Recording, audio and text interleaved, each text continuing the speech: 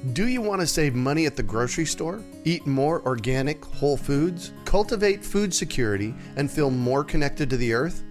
If so, then growing your own food is a no-brainer. You wouldn't believe how many people come to me claiming that they can't grow their own food. They think they don't have enough space, that they're too busy, or that they simply don't have what it takes. Perhaps you've fallen for one of these gardening myths. If you think you can't grow food, or if you think the only food that you have access to is what you buy in the grocery store, I have a life-changing webinar that you need to see. It's free and will help you unearth your inner gardener.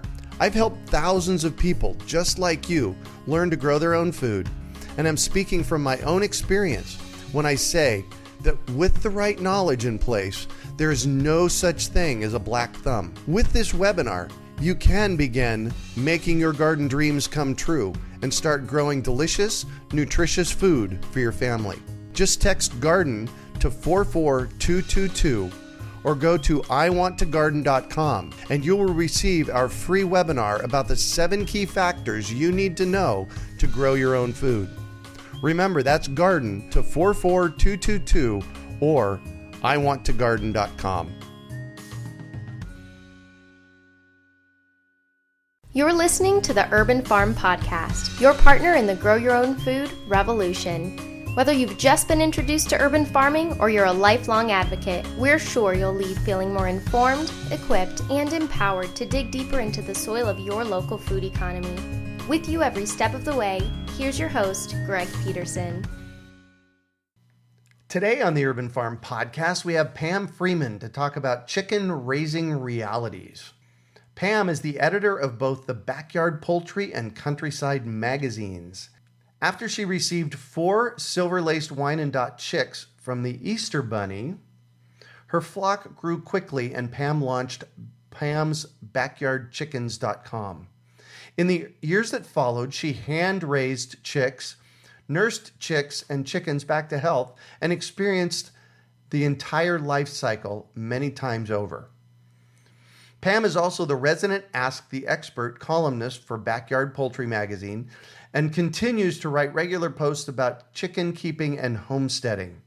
In her spare time, Pam loves to hunt for antiques, bolster her life list as a lifelong bird watcher, plus tend her herb and perennial gardens that are set up to encourage local livestock such as bees, birds, and butterflies.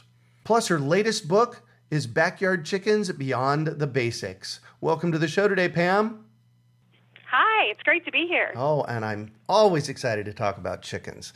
So I shared a bit about you. Can you fill in the blanks for us and share more about the path you took to get where you're at now?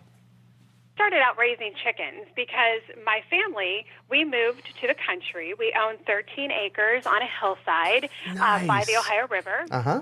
Yeah, it's fun. It's very pretty. And we have some land that we wanted to do something agricultural with. My husband had raised chickens when he was a child, and he recommended raising them. I can say I had no idea what that would entail. I had never had a fresh egg before. Right. I did a lot of research, and then the Easter Bunny came and delivered us some baby chickens. They were 4 Silver Laced Wyandottes, as you read. And at that time, it was so funny because 4 was really a great starter number. Yes, it is. But everybody in my family, my mom had chickens, everybody around was like, oh, this is so great, but chickens can die so easily, so you need more. So a couple days after getting the 4 Wyandottes, I found myself at the tractor Of course you did. Store with my mother and my kids, and my husband was at work, and I told him, I said, my mom's taking me there. What do I do? And he's like, just get anything that looks really fun. So it looks different. That's really bad advice to give to somebody who's standing there with young children. Oh, yes. And they had just gotten in baby chicks that morning. So these were fresh, out of the carton, the whole thing. Oh, my gosh. And, of course, it's my kids were like, I want that, I want that. And we walked out with 19 more. Oh. So we jumped in very quickly. Uh-huh. And so We did have a big first flock, but I have to say I loved the variety of what we had. We had cochins and leghorns and barred rocks, and it was just really a great group of chickens to start out with, and everybody truly enjoyed them, and it's grown from there. Nice. So 19, so you ended up with 23 chicks. Yeah. You know what? I think I did the math wrong. We ended up with 19, so we must have brought home. Cool. We had 4, so we must have brought home 15. Yeah. Wow. Yeah. That's still a lot for your first time. I always encourage people to start with 3 or 4. It's a nice number. Yeah, it is. It is. So. Well, and they were wrong. Everybody that gave me the advice that chickens can die very quickly. Of course. And suddenly they were wrong. All of mine lived. Right. Of course. So. Yeah. I've raised hundreds of chicks and lost maybe 1 or 2 of them. As long as you're feeding them and watering them and taking care of them. So what's some advice for somebody when they're just getting chicks? Probably the most general piece of advice that I would give people is just pay attention to your chicks. Your chicks are going to tell you what they want. So, if they're all in their brooder and they're chirping, they're squawking loudly and they seem very irritated, something's wrong. So just watch them, watch their behavior. If they're all huddled on the other side of the brooder way away from, if you have like a heat lamp, then if they're all huddled way away from it, then they don't want to be over there. It's too hot. Same thing if they're all huddled underneath it and seem very cold, it's too cold. Watch your chicks. They'll tell you what they're thinking. They're not shy about that. Exactly. So somebody's thinking about getting chicks. Yeah. What do you need? Well, first things first, immediately for the babies, you're going to need a brooder. Okay. And a brooder is just the place where you're raising these chicks that start out as tiny little fluff balls in your hand and are going to get bigger pretty quickly. Pretty quick, yes. So you want to make sure you have a nice-sized container where you can keep them. It also needs to be a container with some good ventilation. And I don't mean like a fan on it, ventilating the air, just moving that air everywhere. What I really mean is what I use, kind of like I use like a big Rubbermaid container, the biggest one I can find. I take the lid off, and so that obviously gives you that good ventilation. Right. And it's big so that the chickens can grow into that as they move along in their lives. You also need some chick starter feed and some water. You need the containers to give that to your chicks. So I make it easy on myself. A lot of people say, hey, you don't really need this from the farm stores. But I make it easy on myself. I go ahead and get the baby chick and water, feeder and water containers, the little ones that are they're red on the bottom or yellow, and then they've got that they've got that plastic container at the top that you screw in. So I get 2 of those, one for food, one for water, and I put them in there. And then you have a choice when it comes to heat for the chicks because you're not a mama chick that has feathers all over, and the chicks aren't going to come get underneath you for warmth. So you need to provide that warmth. That's critical for them to be able to live. So there's a couple ways you can provide warmth. I started out using a heat lamp, and we would safely hang that over our brooder, and then as the chicks got older, raise the heat lamp so that because as they get older, they are more resilient, so they don't need as much heat. So you raise it to lessen the heat in the brooder. That worked really well for all of my new flocks that I started in the brooder. But I have to say this last time that I got chicks, and a lot of them are actually featured in my book too, but the last time I got chicks, I bought something called a Brincia Eco Glow. It's a plate table type of heater. And I don't know if you've seen them before, but the Brincia is yellow, and then it has kind of legs on the side that are black. And you buy it according to the amount of chickens that you'll have, and you plug it in, and it's a radiant heat, so it's a safe heat. You're not really under that fire concern that you have with that heat lamp. And I will tell you that was the biggest difference with my last group of chicks that I raised and that I experienced. And I have to say I was worried about it first because you plug it in, it doesn't feel hot. Like if you've used the heat lamp before, they can get pretty hot. But the Eco Glow really felt kind of just mildly warm. And at first, I have to say, when I put my baby chicks in there, they didn't go under it at first. And I was really worried because at that point, they were mad at me. They were getting a little cold, and, I put them in their brooder, and they wanted some heat. Right. So I did actually put a heat lamp in with them at first, and then they kind of explored around a little bit, went under the EcoGlow, and then after that I took the heat lamp away. I only had it in there for maybe an hour. Uh-huh. But it was enough to get them comfortable and used to it. And I will tell you, this last time I raised chicks, they spent very little time under that EcoGlow except at night. Mm-hmm. And they acted more like babies that are being raised by their mom. They ran all over the place. They were out, and they just run under to get a little heat, and then they'd come back out. It was just phenomenal to see the difference. So I do have to say, if anyone wants to put that investment into their chicken keeping, I would recommend, there are different brands, but probably the most well-known is that Brincia EcoGlow, and I really did enjoy using that. If you use the EcoGlow, it takes care of monitoring the heat in your brooder. But if you use the heat lamp, you do want to have a chick-safe thermometer in your brooder. You want to have it at the bottom of the brooder where the chicks are, so that it's safe. It monitors what is the temperature the chicks are experiencing, not the temperature you're experiencing, because you're over the brooder and out of the brooder. So, and that will help you to monitor their temperature in there. And the reason we need the heat in there is because there's not a mom there to keep them warm?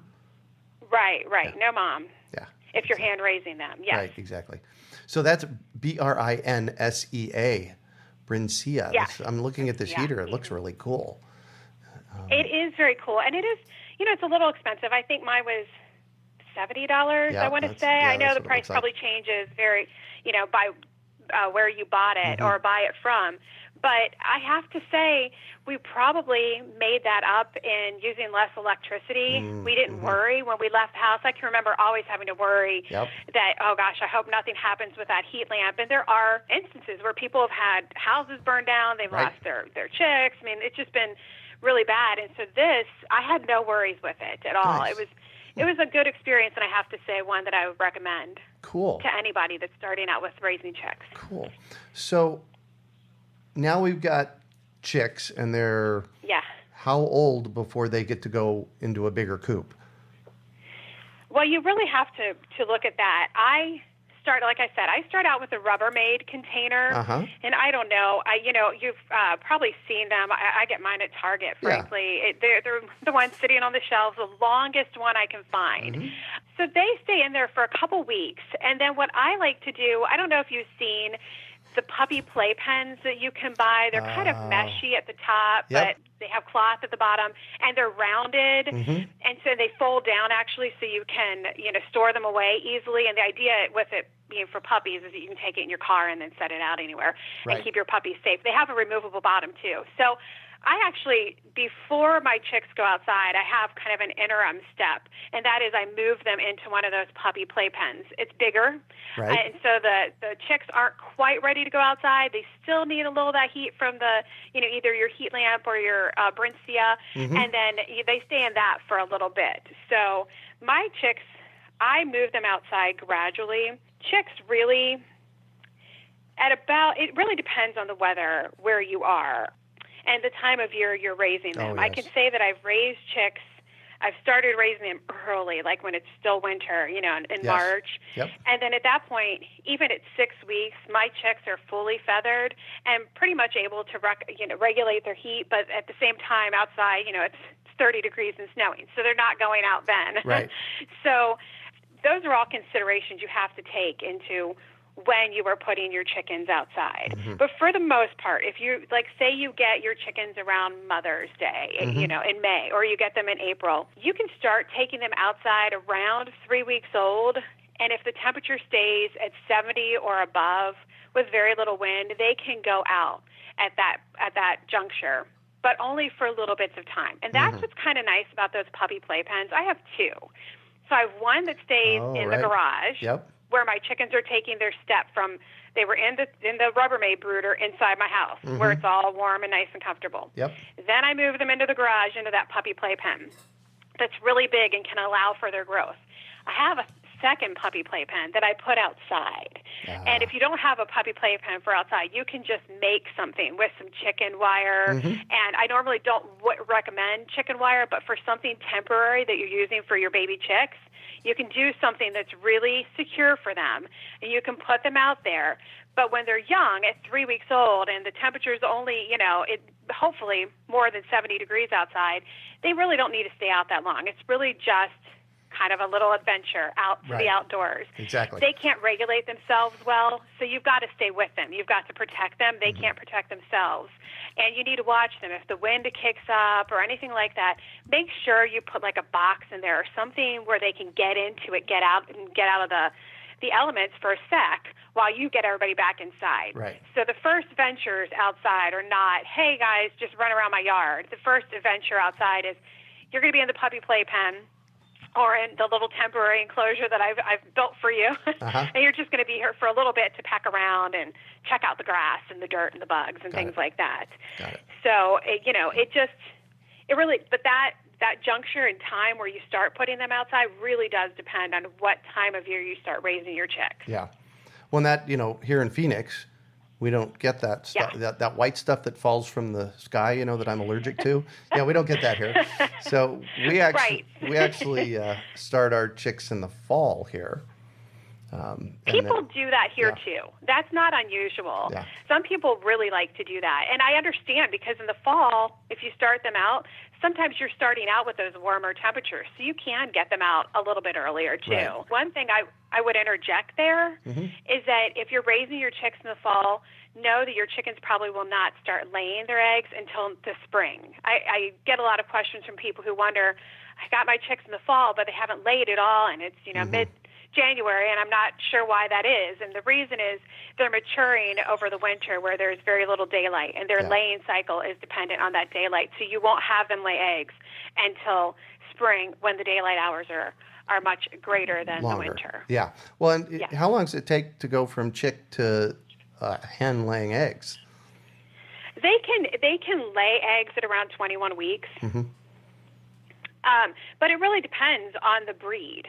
It depends on, some of your bigger breeds. Like I have buff Brahmas in my flock right now, and they take a little bit longer to mature. Some of your sex links are going to lay a little earlier, more on the timeline that's in a book, and then everywhere in between. And it also depends, too, are you giving them enough nutrition? How healthy are they? Do they get good water, fresh water every day?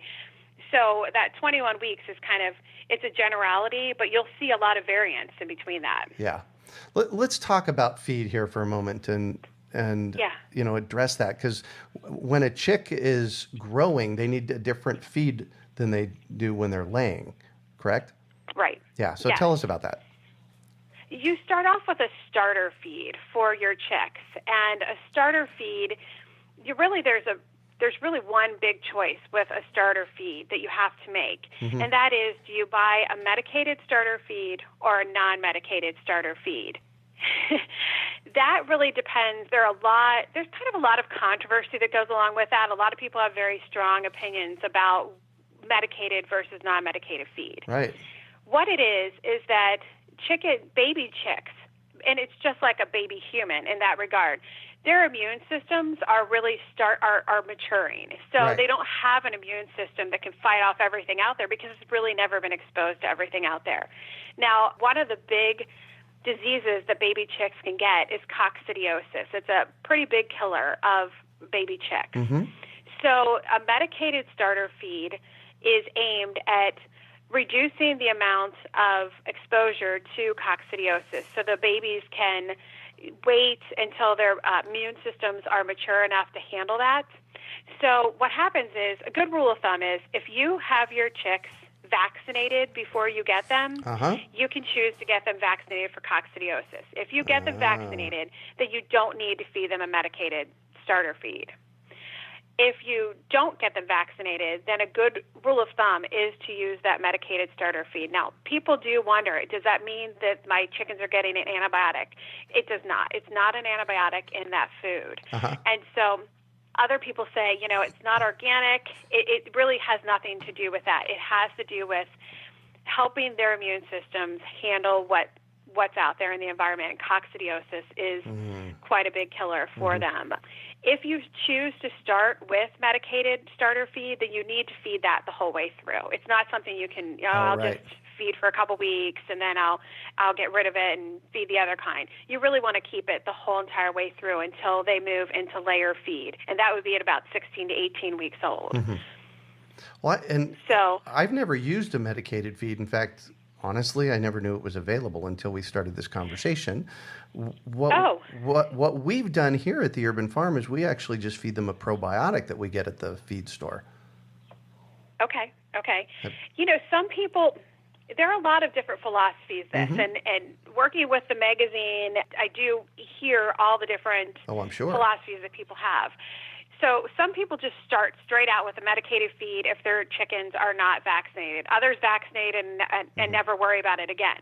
Then you hear people like you give your chickens probiotics. Other people will take dirt from the backyard and put clumps into their brooders and then let the babies peck around on that clump of dirt, exposing them to small amounts at a time. So it's kind of that vaccine theory where you're exposing small amounts, they build up their immunity. Yeah. I know when I started raising chicks, people said, hey, as long as you keep your brooder clean, you don't have to worry about it. It's really a personal opinion. It's where you feel most comfortable. Yeah. The Amprolium, which is the medication that's in that starter feed, it's a coccidiostatin, and it reduces the growth of the coccidiosis. It's kind of a long thing to say, a long word to say there, but what it really does, it just keeps your vulnerable chicks, it keeps their immune systems from being overwhelmed by coccidiosis if they're exposed to it. Other people, they figure, hey, if my chicks get it, then I'll treat for it. If not, I'm not going to worry about it. There's really probably no right or wrong there. It's really what you choose. But when you go to the store the first time and you pick out your chicks, you're going to be presented with two types of starter feed. They're medicated or not. Right. And it's good to know why or why not you're picking or not picking something at the store. Yeah, perfect. So as the chicks age and, they're at 20 or 22 weeks and we're feeding them a layer feed now, right? Yeah, you want to start feeding layer feed at about 16 to 18 weeks because at that point their bodies are really they can actually start laying eggs that early. And so, at that point their bodies are transitioning over to their egg-making duties. I guess that's an easy way to say that, and moving into their egg-laying cycles. So they need less protein, which is really what helps them with their growth, and they need more calcium, assuming we're talking about hens here. Yes. They need more calcium to support those healthy eggs. And so you want to start that layer feed then, so they've got that in their system as each individual laying cycle starts. Perfect. There are a lot of choices, too, with layer feed. Now, I should say there is some feed companies have kind of a middle step there, too. So they go from starter to grower and then to layer. Oh, yes, I've seen that. You really kind of that's where just stopping in the farm store and really understanding what you're looking at is important, because it is kind of hard. What I'm saying with starter to layer feed, those are your big companies that pretty much everybody knows and sees when they're at their farm store. Right. There are smaller companies in the feed area that are just as good, but some of their labeling is a little different. So you need to just make sure of what, stand there and read your labels so you know what you're buying. But as a rule of thumb, at 16 to 18 weeks, you move to the layer feed. And at that point, you can pick whether you want pellets or crumbles. I will say my chickens will not eat pellets at all. Oh, interesting. I put them out there and they won't do it. Yeah. But they love the crumbles. I don't know. Are yours the same way? Yeah, pretty much. They according to Heidi, they don't really like the pellets at all. Yeah, the only pellets that I feed my chickens, there is a feed out there for when, and this is getting a little ahead of the life cycle here, quite a bit ahead, but chickens molt in the fall. Adult chickens molt in the fall on a yearly basis. And when they're molting, they lose all their feathers, and they've got to regrow their feathers. Yep. They need more protein then. Yeah. So there are feeds out there that cater to that, and there's one I particularly like that is in pellets. So I do try to hide that in the crumbles, and they do tend to eat that pellet a little more, but if I give them any other pellets, there's no way. Yeah. They just won't eat it all. Interesting. Proponents of pellets say that it reduces the waste around the feeder. Yeah, exactly. Yeah. I tend to find that my chickens eat it all, if it falls on the ground or not. So right. I don't experience a lot of feed waste. Mm-hmm. Where I do experience a lot of feed waste is with those chicks and the brooder. So when you give them their feed, they like to take and they scratch out of that feed, and it goes everywhere in the brooder. So what I tell people to do is take a little, like a paver brick, that you would use for a patio. Oh, yes. Maybe I have some that are maybe like an inch thick, and I have a few of them. And so as the babies get older and taller, then I put the pavers underneath their feeders to raise it up a little and reduce the amount that they're kicking out of those baby feeders. Yeah. But for my adults, they get the crumbles in their feeders in the coop. Perfect. You know what? I found the best thing to do is to find a farm store near you and make friends. Yeah. Because, Western Ranchman is the one that we use, and they've been here since 1964.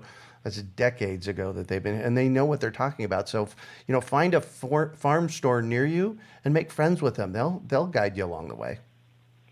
They will, and you can say that the smaller ones are better for that, but really, honestly, I've been to some of the bigger chain ones too. And if you could find a person there that's used to working in the poultry section, they're usually really helpful with that type of thing. Yeah. So, no matter where you're shopping, you usually can find somebody there in the store that is working that can help you with your questions.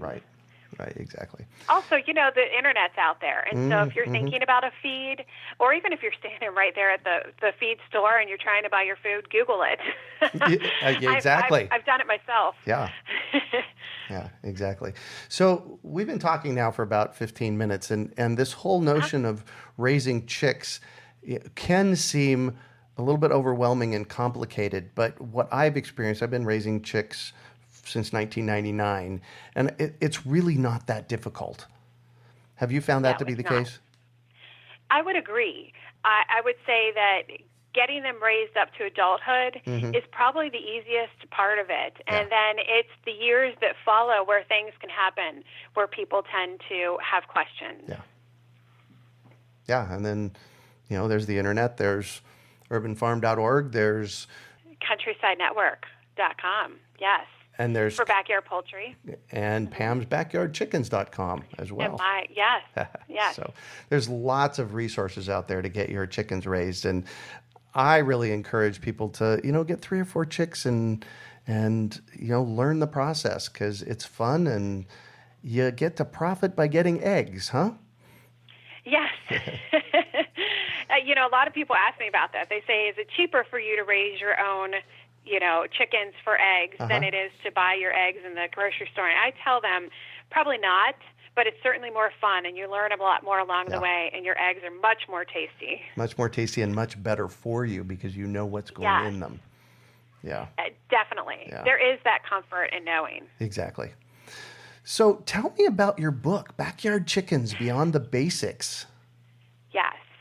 It's kind of a breakthrough book in the world of chickens. You and I have been talking a lot about basics in chicken raising, which is really, the basic books are all out there, and they all have one thing in common, which is, hey, you're getting these chicks, and here's what you do with them to get them to adulthood. And like I said before, really, it's the years that follow that can give you some questions, and even the adulthood phase of things that really is not covered a lot out there. And I'm the editor of Backyard Poultry magazine, but in the magazine I also am an Ask the Expert. So for a lot of years, when I wasn't the editor, I was still answering questions for people, because we get a lot of people writing in and just having all kinds of life questions about their chickens. Right. And what I noticed through answering those questions was that while each question in each situation might be a little different, there were themes that went along with the question. Oh, yes, of course. And so I started thinking to myself, these themes are coming up over and over again, and nobody's writing about them in the chicken books. And that's where the impetus for my book came in. It's really just the whole menagerie of questions that people have as they're raising their chickens, from adding new chickens to chicken health to just all the things that happen, behaviors, all of that. How do you, it's really all in there, and it's based on my experience in answering these questions for a number of years and seeing that basic thread running through the questions. So what kinds of threads are we talking about? Well, the chapters in the book actually do kind of outline those questions. So, it's all well and good when you and I talk about, so start out with 4 chicks and then raise them up and get them out to the coop and get your eggs, and that's great. But that invariably adds to the next season when you're like, hey, I might add a couple more chicks. Or, I like that breed out there. I might want to add them. And then that starts all over again. It's fine with the brooder until it becomes time to add those chicks, like bring everybody together into one flock. And that's where the questions start. Oh, right, exactly. So how do you expand your flock and make everybody become one flock? Because obviously you do not want a coop in your backyard for every set of chicks that you hand raise. Yeah. And then that obviously turns to all kinds of questions that people have about the pecking order with chickens and how do you integrate them and make it all work together, and understanding all of that. Also, something that a lot of people don't talk about, but it's really important, is having a rooster in your flock. If you go to the store and you're starting out and you're getting your 4 chickens, you're probably getting pullets, which are female chickens, right, and you're getting them for their eggs. Right. Now, hatcheries are really good with sexing their chickens, but they're not perfect. So there's about a 10% chance that you could end up with a rooster. Plus, if you're I always tell people this is how I ended up with my rooster, but, if you're at the farm store and you're looking down at all those bins of chickens, everybody is very well-meaning, the employees and everybody standing there, but it's very easy. So if you're standing there at the farm store and you see 2 bins of Buff Orpingtons, which all look alike. One's marked pullets, which are the female chickens, and then one is as hatched, which can have males and females in it. It's very easy to take one of those female or one of the male Buff Orpingtons and accidentally set it down in the other container. And there's no way that you as a consumer would ever know that chicken got placed into that bin wrongly. So then you go, you buy it, and then you get home, and a few weeks later you have a surprise. So a lot of people don't talk about roosters, but along the way and through the years, you can end up with roosters. So I do have a chapter in my book about roosters because there are a lot of questions people have about them. Yeah. There are tons of questions people have about eggs because people are so conditioned to going into the grocery store and opening that box of eggs, and they all look so perfect. And then when they start raising their chickens, they're like, oh, my goodness, my egg has wrinkles, or it's soft-shelled, or it's not very big. They don't know. Why is that happening? And it is very normal, but people, none of the 101 books, the very basic books, talk about that, and that does happen. There is obviously the health. There are predators. A lot of people don't think about the predators in the beginning, but that's something that you will face out there because, face it, you're putting in your yard an all-you-can-eat smorgasbord out there for everything that's around and working very hard to get their own meal. Yeah. Again, we talked about feeding your chickens, but that's in there. That is one of the top type of questions that I get about people really want to understand how to feed their chickens correctly. And also the seasons. You're starting out maybe in the fall or in the spring, but what happens in the winter? Is it too cold? Is it not? All these things are addressed in my book because they are all very common themes that I found that ran through those Ask the Expert questions. Perfect. I do want to do a shout out. Our episode on April 27th of this year, 2017, with Jan Donor on predators on your urban farm. And she was that was a really good episode on what to do about predators and protecting your coop from predators. So I invite everybody to go listen to that one. So I'm going to shift on you, and I'd like for you to talk about a time you failed, how you overcame that failure, and what you might have learned from it. Well, I think, you actually kind of segged very nicely into that. Probably my biggest failure in the beginning was underestimating domestic predators. We hear a lot about raccoons and foxes and owls and hawks, and those are all legitimate predators for chickens and things that you need to address. But I did not realize that domestic dogs could or would be a problem. And like I said, we live in the country, so we don't get really a lot of random dogs or anything like that around our home. We do have a dog in our house, and she does get along very well with the chickens. But I will tell you what happened to me in the beginning. That first flock of 19 had just started laying, and we were all thrilled about it. Every day, we were getting new eggs and eating them. And my husband came home from work one day, and I was inside with the kids working after school and all that kind of stuff. And, with kids in the house, it can get kind of loud. But I did not hear what happened outside. And I had this routine where in the afternoon, the kids would come home, and they'd be doing stuff. And a lot of times they'd go out with me. But this day I went out, and I remember very vividly feeding my flock because they'd all come over. I'd talk to them. I'd give them all a treat and everything. And then I'd go back inside with the kids, or the kids and I would go back inside. And that would be, we'd go out in a few more hours. And my flock free ranges within a fenced area. It is a very big fenced area because we have a lot of acreage. So my husband came home, and he walked in the door, and he was like, "Pam, why is there a chicken dead on the driveway?" Oh, my gosh. I was like, what are you saying? So I put on my shoes really quick, and I walked out, and I don't know how he noticed it, but right in front of our stoop door, my kid's favorite chicken was torn to pieces. And it was like, when you see those movies, those horror movies, and people are like just walking around in a daze, and and you wonder, why are you acting like that? But it dazed me. It was like, oh my gosh, this chicken is pulled apart in front of my door. And I walked around the house to the driveway to see what my husband meant. And yes, there was a white leghorn laying dead on my driveway. And as I walked then around the back of the house, and I walked to where the chicken yard is, it was really like a movie. I just saw this dog come flying out. It had one of my New Hampshires in its mouth. I started screaming. It wouldn't drop it. It was terrible. And then I just was screaming even more because my yard was just, there were chickens strewn all over it. And I'm screaming. My husband opens the window out the kitchen window, which looks out over the chicken yard. He's like, "What's happening?" And then he could see him. My kids were right there next to him. And in hindsight, we would have protected them and not let them see it, but we didn't know. It was all unfolding fast. in real time. Right.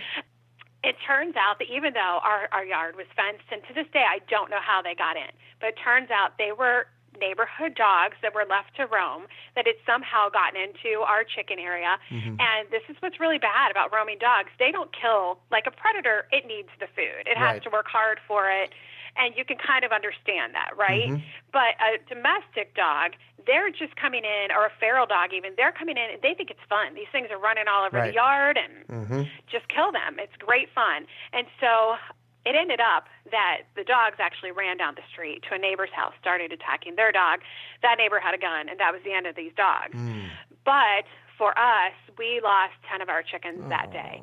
And it was just devastating to us. And I always tell people, if you think you live in a neighborhood, because so many people have chickens in urban areas. If you think you live in a neighborhood and you're safe somehow from predators, think about all the dogs that are running around in your neighborhood or who get out. And it is said that is actually the number one predator of chickens is domestic dogs that run. So that was probably my greatest failure in just underestimating how fast a predator attack can happen, and that it doesn't always come from your wild animals that are out there. Right. So we have to protect our chickens. Absolutely, we have to protect our chickens, yes. You do. Yeah. Well, I'm so sorry about that. I know we lost 10 hens to bobcats last summer. So. Oh, yeah. Oh, wow. Yeah, and so as you were sharing about the moments as it was happening, I revisited our visit to our backyard with 10. We had 10 dead hens as well. So, but now was that every hen you had, or was that just some of the flock? It was every hen that we had of the new ones. Yes. Oh no. Yeah. Oh. Yeah. Oh. Yeah. Exactly. That's devastating. So now we have that's unusual. A bobcat. Well, not really. For us, that would be a little unusual. We don't have that many of them. Yeah. No, we've got bobcats and raccoons and coyotes and hawks in the area, and I live literally in the middle of the 6th biggest city in the country, and so we have a super coop now that keeps them totally protected. So, what do you consider your biggest success? You know, my biggest success, I'm going to have to say, is really on a personal, professional level. It's really been the ability that I've had to take my love of chicken keeping and weave that into my career, which was really, I have a degree in journalism, and so weave that in, and that's been a great pleasure for me and probably my greatest success with it. And I'm going to call that, I'm always looking for epic. I'm going to call that epic. That is extraordinary that you've been able to do that. So good on you. You know, I didn't intend to. Yeah, well. It just all kind of unfolded, one thing after another, and it's really, I love what I do, and on both sides, on the chicken keeping and on the editor side and the writing side, I love it. So it's really very fulfilling for me. I'll tell you, it doesn't get any better than that. It doesn't.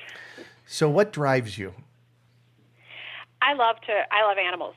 I have always loved animals. Birds have been a favorite of mine.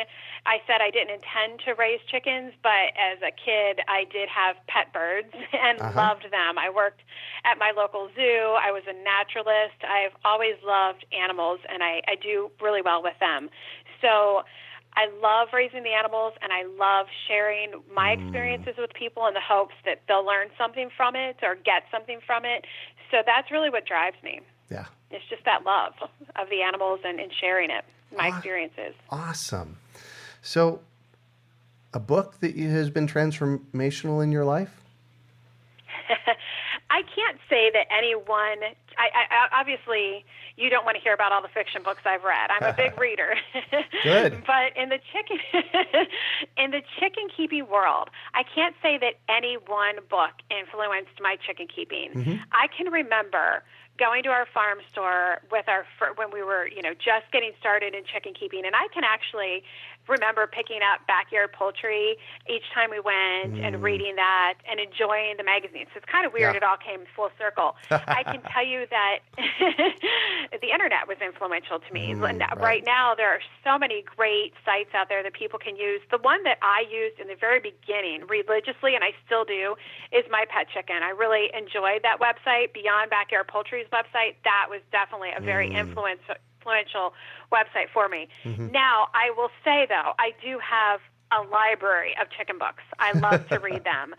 And as we sit here and talk, my library is right next to my desk because I refer to many, many chicken books. And I would say sitting there, the books that I use the most often, there's a Building Chicken Coops for Dummies book. Oh, nice. That my husband used a lot when we were building our coop. I can say that book's probably the most tattered because it actually came outside with us a lot. Right. As construction projects were going on. Gail Damero's Story's Guide to Raising Chickens and her Chicken Encyclopedia. I've read those so many times. Chicken Health for Dummies, that's a really excellent book. Fresh Eggs Daily, Duck Eggs Daily, love those books from Lisa Steele. Lisa those are just all a variety of the books that are on my shelf that I refer to. Story has also an illustrated guide to chicken breeds, and the American Poultry Association has the wonderful Breed Standard book. All those books are books that I refer to daily in my work and in my own chicken keeping. Nice. And if you want to, for those of you listening, if you want to go back to April 20th of 2017, we actually had Lisa on the show. And that was nice. Yeah. So Lisa writes with me for Backyard Poultry. Oh, does she? Oh, very good. She's a great resource. Yes, she is an amazing resource. So, what one final piece of advice you have for our listeners? I would say be flexible. We just talked about chicken books, magazines, websites. Your chickens didn't write any of those. And so they are not going to follow the book. So when the Chicken Coops for Dummies book says you need X amount of nest boxes for your chickens and they're all laying in one because it's the most popular nest box in the coop, hey, they didn't write the book. Right, exactly. When you be flexible too, because as your coop expands and your chicken keeping repertoire expands, you may need to expand your coop or build another coop, or there are lots of things that happen along your chicken keeping experience. So be flexible on your side too. And it's the same thing too. I think about my chickens in dust baths. You give them all a dust bath, build it for them, and then they run out in the yard and and make a dust bath and a mess underneath your own big bush, so that you really love and you're trying to protect in your garden. So exactly. I would say just be flexible, because your chicken keeping journey is going to evolve. Your chickens aren't going to do everything that's in the book, and you just need to enjoy it because it's a fun journey along the way. Oh, beautifully said. Well, thank you so much for joining us on the show today, Pam. Oh, thank you. Thanks for having me. Absolutely. So this is where I always ask, how can we get a hold of you? But I want to expand this a little bit with you, because you've got two really cool magazines that you're the editor for, Backyard Poultry and Countryside magazine. So I want you to tell us a little bit about each of those. Just take a minute each and tell us about those. Backyard Poultry magazine speaks for itself. It's obviously all about poultry, not just chickens, but ducks, turkeys, geese, all those pigeons.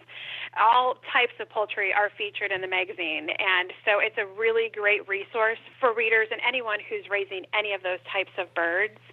Countryside magazine, it is for people who are really interested in homesteading and also in just being aware of where their food is coming from, who like to garden, raise their own livestock. You don't have to have all of those interests to enjoy the magazine. Just a few, some of those interests really make a Countryside magazine reader. I can say in our last issue, we had a whole spread on how to make cheese, so different types of cheese. There's all kinds of different, there's something for everybody in Countryside magazine. I find it to be a very interesting magazine. And we always do have a poultry feature in there as well. So they're both great magazines, and I'm really privileged to edit them and work with our readers. It's a great community. Excellent. So where do we find Backyard Poultry magazine at? Backyard Poultry and Countryside magazine are both housed at a website called countrysidenetwork.com. Oh, perfect. And I also write a lot for the magazines and the website. Our website changes daily, so you'll find 5 great news stories up there every day. So that's really where you can get in touch with the magazines very easily. Perfect. And getting a hold of you? Getting a hold of me, I'm at pamsbackyardchickens.com. That's probably the best way to connect with me. Perfect. I have a Facebook page and an Instagram page that support that. So you can find those pretty easily. And I love people to come join me on my journey. Perfect. And you can also check out Pam's newest book, Backyard Chickens, Beyond the Basics. You can also find notes from today's podcast at urbanfarm.org/Pam's Chickens. Well, that's it for today. Thanks for joining us on the Urban Farm Podcast. Do you want to save money at the grocery store? Eat more organic, whole foods? Cultivate food security and feel more connected to the earth? If so, then growing your own food is a no-brainer. You wouldn't believe how many people come to me claiming that they can't grow their own food. They think they don't have enough space, that they're too busy, or that they simply don't have what it takes. Perhaps you've fallen for one of these gardening myths. If you think you can't grow food, or if you think the only food that you have access to is what you buy in the grocery store, I have a life-changing webinar that you need to see. It's free and will help you unearth your inner gardener.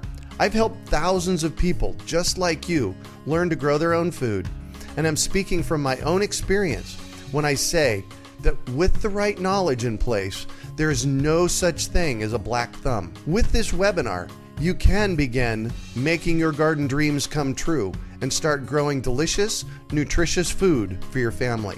Just text GARDEN to 44222 or go to iwanttogarden.com and you will receive our free webinar about the 7 key factors you need to know to grow your own food. Remember, that's GARDEN to 44222 or iwanttogarden.com. We hope you enjoyed today's episode of the Urban Farm Podcast. Remember to listen 3 days a week for tips, advice, and resources to help you on your journey with urban farming.